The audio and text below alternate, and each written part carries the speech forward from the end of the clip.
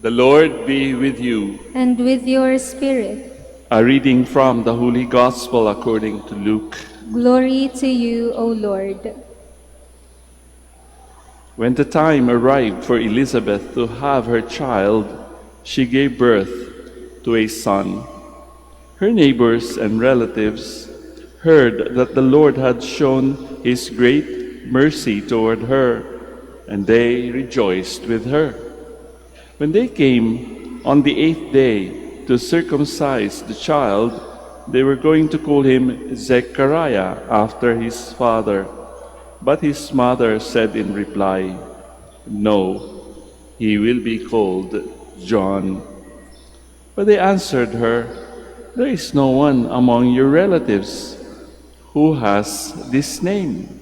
So they made signs asking his father what he wished him to be called. He asked for a tablet and wrote, "John is his name." And all were amazed. Immediately his mouth was opened, his tongue freed, and he spoke, blessing God. Then fear came upon all their neighbors, and all these matters were discussed throughout the hill country of Judea. All who heard these things took them to heart, saying, "What then will this child be?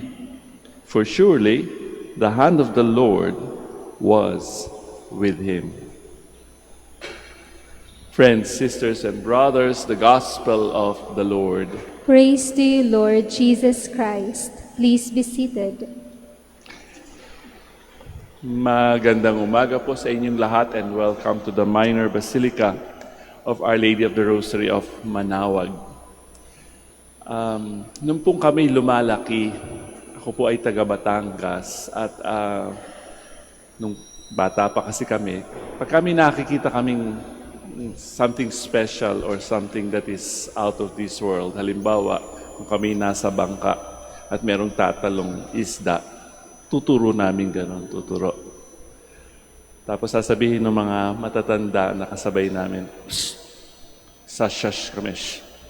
Huwag ka magtuturo, mapuputol yung daliri mo."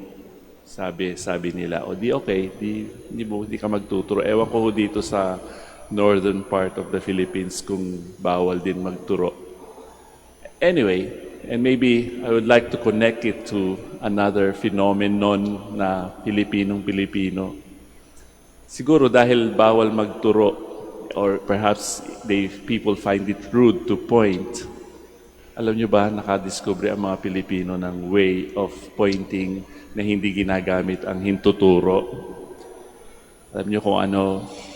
Nguso. Nginunguso natin. Ayun o. Ayun o. Kaya nga pagka pupunta kayo sa abroad, pag nakakita kayo ng Asian looking, pagka nagturo, doon ang bus stop, oh, ayun, Pilipino yon. So in other words, we want to point to things that are perhaps special or out of the ordinary or something that attracts our attention. In today's gospel, makikita natin na yung nung isinilang si John the Baptist, nagtataka nga ang mga tao sapagkat usually, because they have been colonized by the Romans, kailangan i-preserve nila yung kanilang tradition. Kailangan ang mga anak ay sumusunod sa mga pangalan ng mga ninuno nila.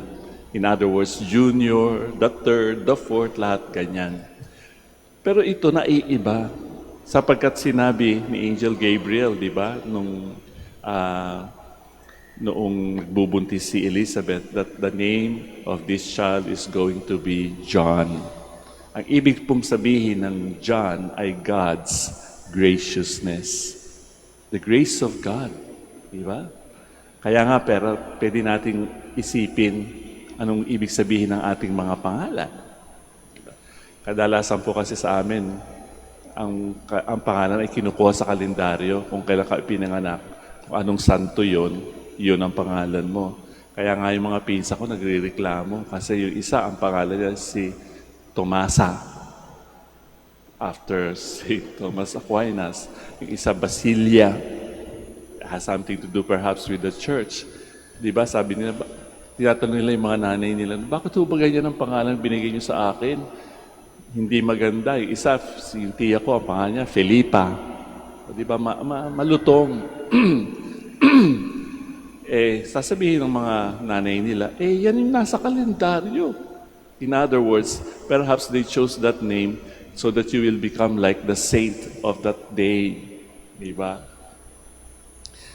In the case of John, God's graciousness, bakit ba tinawag na God's graciousness? Sapagkat yung circumstances sa pagbubuntis ni Elizabeth ay very special and very unique to Elizabeth. Sapagkat siya'y barren, baog, supposedly hindi na magbubuntis, at matanda na. And yet, the miracle happened. Kaya nga ang tanong ng mga tao, what then will this child be? For surely the hand of the Lord was with him. Bawat isa naman po sa atin ay ganon din, di ba? Kapag ikaw ay sinilang sa mundong ito, kapag ikaw ay in the image and likeness of God, ano pa? Ano pang tatanungin natin? Ano pang hihingiin natin? Hindi niya tayo kinreate as a dog, kahit na anong breed yan, or as a cat, or as an insect. He created us in His own image and likeness. Kahit ano pang itsura o size natin. We mirror the face of God in our lives. Di po ba? Kaya nga, si John is supposed to be the precursor of Jesus. Inihahanda niya tayo. Itinuturo niya ang tagapagligtas. Kaya nga ang iconography ni John the Baptist, palaging nakaturo somewhere. Actually, he is pointing to Jesus. Perhaps we can ask ourselves, what have we done with our lives? Lalong-lalo na yung mga adults na. At this point in time, in your history, ano nga ba nangyari sa buhay ko, di ba? Have I been faithful to my being a Christian or a disciple of Jesus? Does my life point to Jesus? Kadalasan kasi ang mga achievements natin, di ba? Wow, palakpakan ng mga tao sapagkat you have been a very successful businessman, a professional, a doctor, an engineer, a lawyer. But that profession, does it point to Jesus? It should not be pointing to us. So perhaps we can ask ourselves again, what then have we become after being born in this world? Are we also God's graciousness, not only for ourselves, but for others? Mabait ba tayo? Have we been gracious? Have we been forgiving to ourselves and to others? Have we been generous? Kasi di ba ang grasya ng Diyos, wala namang pinipili. Sabi nga sa scriptures, the grace of God is given kahit na hindi magandang ating mga ugali. It is given to the bad and the good. Parang araw.